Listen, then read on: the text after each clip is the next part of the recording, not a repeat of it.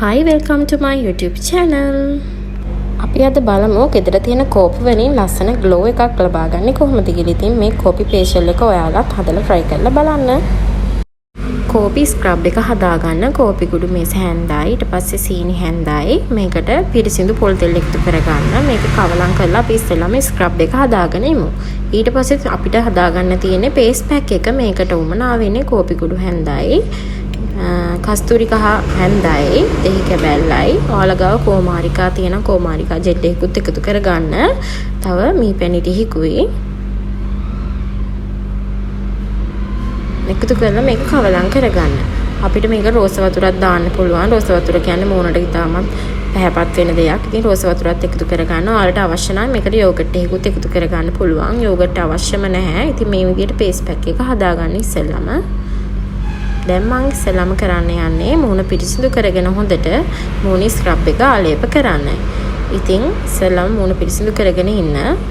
Scrub එක මූණේ ආලේප කරද්දී අත වැඩි තදට මේව කරන්න එපා. එහෙමනොත් මූණ හීරෙන්න පුළුවන්. ඒ නිසා සාමාන්‍ය ප්‍රවිධියට අරගෙන මූණේ ස්ක්‍රබ් කරන්න. මම මේ පෙන්නන ආකාරයට ඔයාලත් කරගන්නකෝ.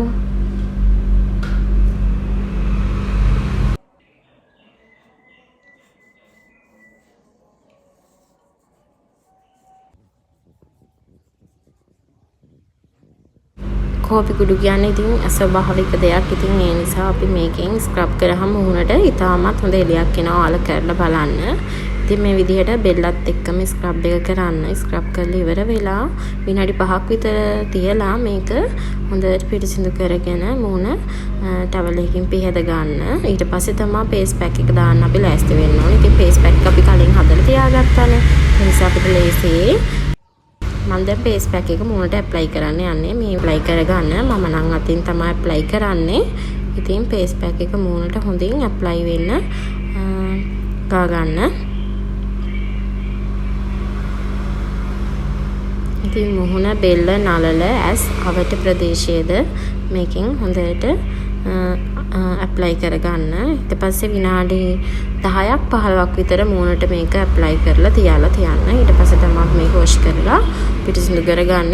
ඉතින් ඔයාලට එතකොට බලා ගන්න පුළුවන් මූණට මොන වගේ එළියක්ද ඇවිල්ලා තියෙන්නේ කියලා.